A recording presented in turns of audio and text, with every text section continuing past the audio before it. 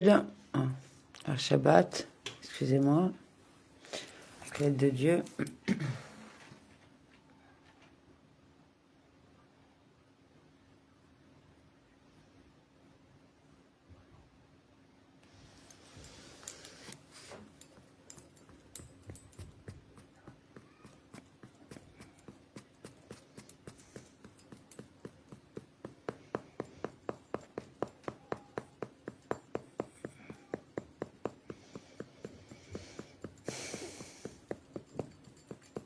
Ouais, désolé pour tout à l'heure, mais c'est vrai que en plus il y a une intervention de la police apparemment. Donc, vous voyez, c'est un quartier quand même assez animé.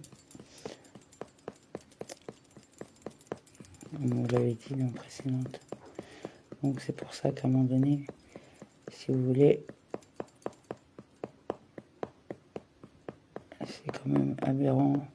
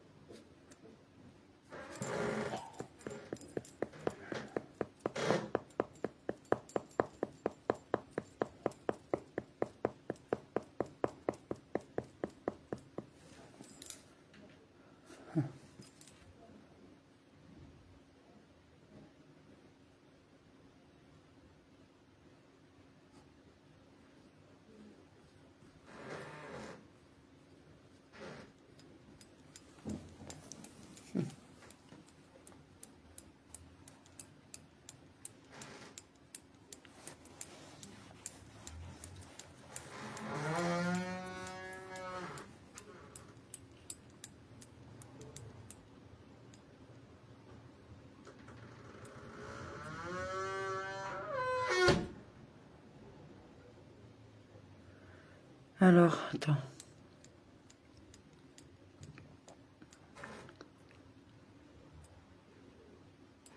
Excusez-nous, hein.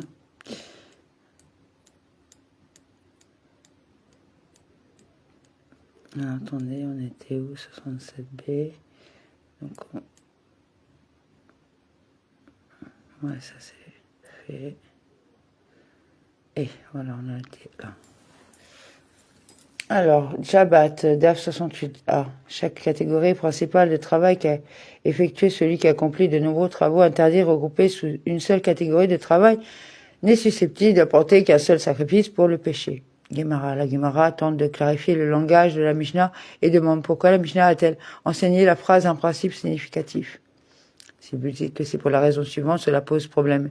Ici, parce que le Tana va enseigner dans une Mishnah plus tard, dans le chapitre concernant une question qui comprend deux alarot, employant le terme de plus, ils ont énoncé un autre principe. C'est pourquoi, dans cette Mishnah qui concerne un plus grand nombre de alarot, il a enseigné en utilisant le terme un principe significatif.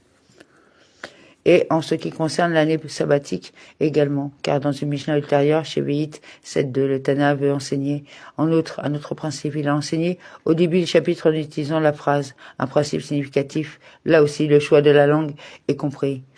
Cependant, en ce qui concerne la halachot des dîmes, où la Mishnah Maasrot 1.1 énonce deux principes l'un après l'autre, la Tana ont enseigné plus tard dans la même Mishnah. Et en plus, ils ont énoncé un autre principe, et même ainsi, au début de la Mishnah, le Tana n'enseignait pas un principe significatif, choisissant plutôt de dire simplement, ils ont énoncé un principe. Le rabbin Yosei Baravin a dit que le terme, un principe significatif, ne dépend pas de l'existence d'un autre principe, cela dépend plutôt de la signification d'un principe.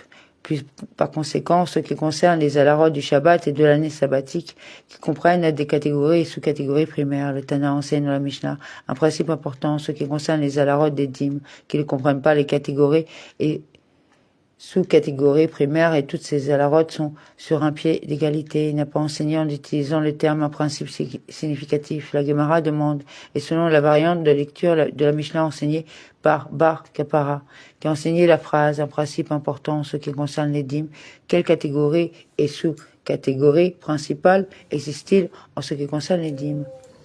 N'est-ce pas plutôt la raison pour laquelle la Mishnah emploie le terme un principe significatif parce qu'il est significatif par rapport à d'autres principes?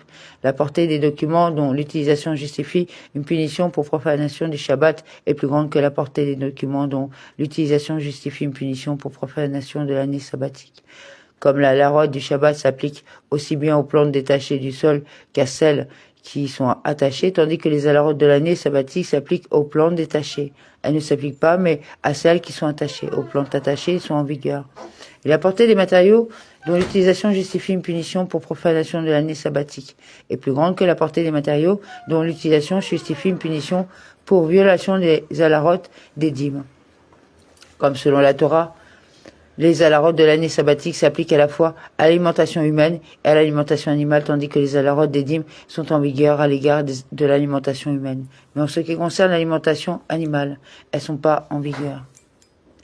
Et selon l'opinion de Bar Kappara, qui a enseigné la phrase, un principe important également en ce qui concerne les dîmes, l'étendue des matériaux pour lesquels on justifie une punition pour avoir violé la halarote des dîmes est plus grande que l'étendue des matériaux pour lesquels on justifie une punition, lesquels méritent une punition pour avoir violé la halarote de Péa.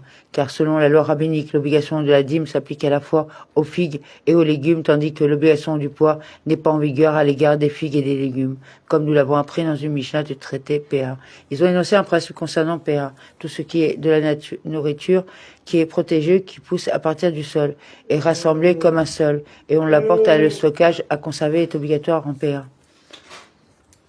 La Gemara explique ce qui est exclu par chaque critère de la Mishnah. Nourriture pour exclure les séquelles de pastel, satis et de garance. Ces plantes étant utilisées pour la teinture et non pour l'alimentation, l'obligation de PA ne s'applique pas à elles.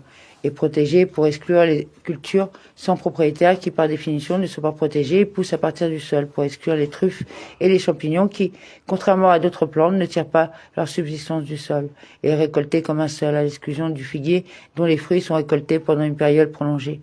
Car les figues ne mûrissent pas tout ensemble et on le met au stockage pour le conserver, d'exclure les légumes qui ne peuvent pas être conservés pendant de longues périodes.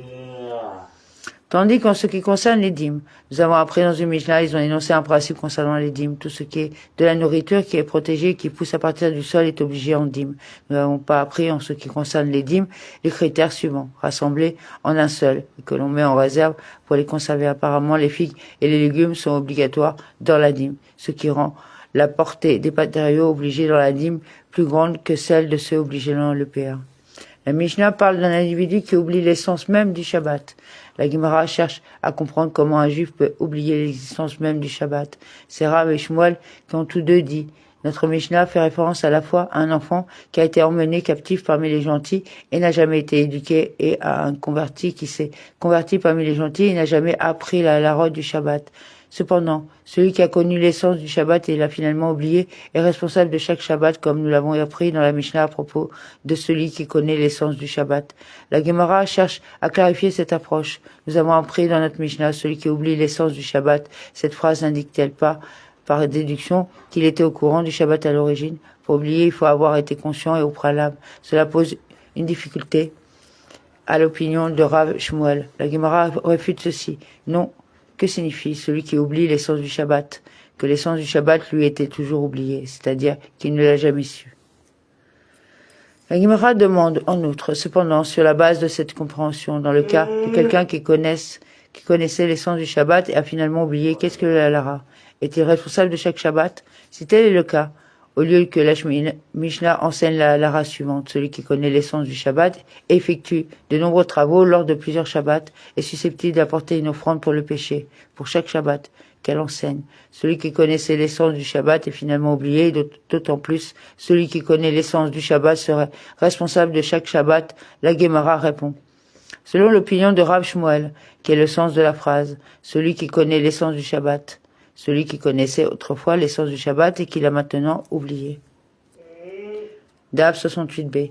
La Gemara soulève une autre difficulté, mais s'il n'oubliait pas l'essence du Shabbat et s'il savait que c'est aujourd'hui le Shabbat, quelle serait la halara?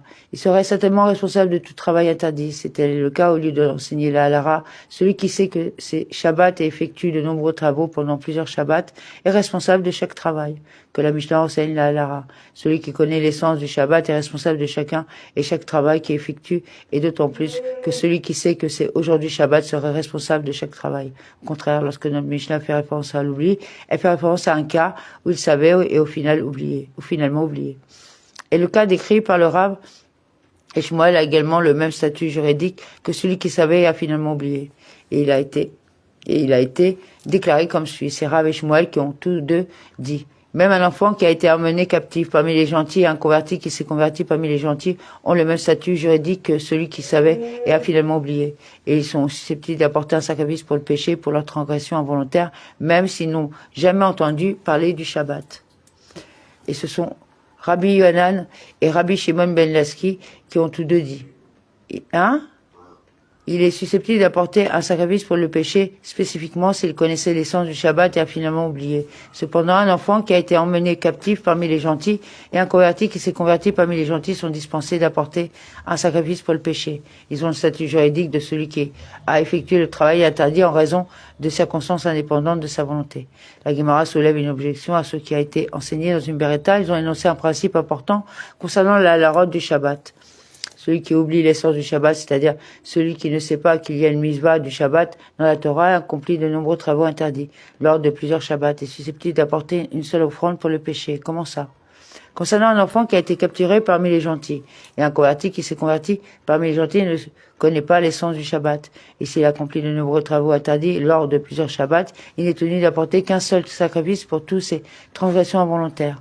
Et il est passible d'apporter une offrande pour le péché, pour tout le sang qu'il a volontairement mangé avant d'avoir connaissance de l'interdiction, et un sacrifice pour le péché, pour toute la graisse défendue qu'il a mangée, et un pour toute l'idolâtrie qu'il adorait. Et Mounbaz, l'un des sages, le juge exempté de tout sacrifice. Mounbaz délibéra devant Rabbi Akiva, comme suit.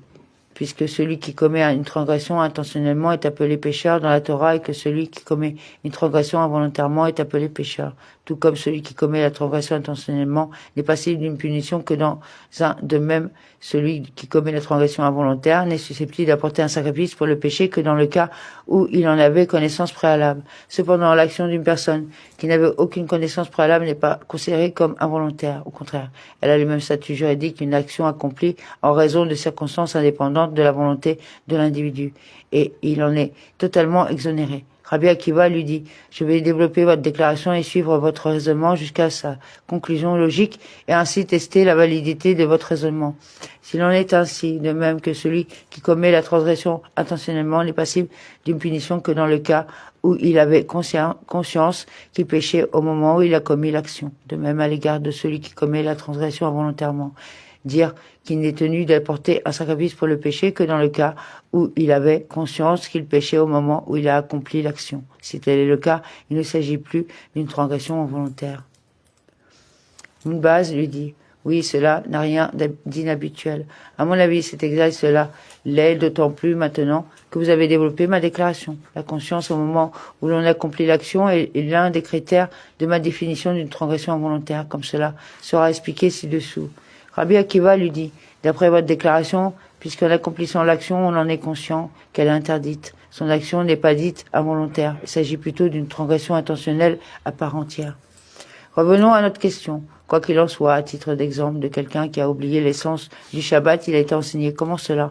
Un enfant qui a été fait prisonnier. Certes, selon l'opinion du Rav Shmuel, cela fonctionne bien, car il considère le statut juridique d'un enfant capturé comme égal à celui de celui qui a involontairement oublié l'essence du Shabbat. Cependant, selon l'avis du rabbin Yohanan et du rabbin Shimon ben Laski, qui considèrent le statut juridique d'un enfant capturé comme égal à celui de celui qui a commis l'acte en raison de circonstances indépendantes de sa volonté, et est donc exempté. Cela est difficile, car il est susceptible d'apporter un sacrifice pour le péché selon l'opinion des rabbins de la Beretta. Rabbi Yohanan et Rabbi Shimon ben Laski auraient pu vous dire, n'y a-t-il pas l'avis de Mounbaz qu'il a juré exempté dans ce cas? Nous avons exprimé notre opinion conformément à l'avis de Mounbaz. La Guémara demande quelle est la justification de l'opinion de Mounbaz. Est-ce entièrement basé sur le fait que la Torah qualifie les pécheurs intentionnels ou involontaires de pécheurs? La Guémara explique que la source de l'opinion de Mounbaz est telle qu'il est écrit, le natif des enfants d'Israël et l'étranger qui habite parmi eux. Il y aura une seule loi pour vous, pour celui qui agit involontairement. Nombre 15-29. Et à côté se trouve le verset, et celui qui agit avec une main haute, qu'il soit indigène ou étranger, blasphème de Dieu, et cette âme sera retranchée du milieu de son peuple. Nombre 15-30. La Torah juxtapose la transgression involontaire à la transgression intentionnelle. Tout comme celui qui commet la transgression intentionnellement n'est responsable que dans le cas où il en avait connaissance préalable. De même, celui qui commet la transgression volontairement n'est responsable que dans le cas où il en avait connaissance préalable. La Guémara demande, et que font les rabbins de la juxtaposition dérivée de ce verset? Une seule loi? La Guémara répond, il exige pour ce que Rabbi Yoshua ben Lévi a enseigné à son fils. Il est écrit, il y aura une seule loi pour vous, pour celui qui agit inconsciemment. Et il est écrit. Donc on continuera demain. Donc, bonne soirée, Shavuot, dis-moi Shabbat Shalom. Et comme d'habitude, ouais, faites tourner au maximum pour que les gens soient informés des écrits, pour qu'ils puissent eux-mêmes prendre de connaissances. Toda Rabba. À demain.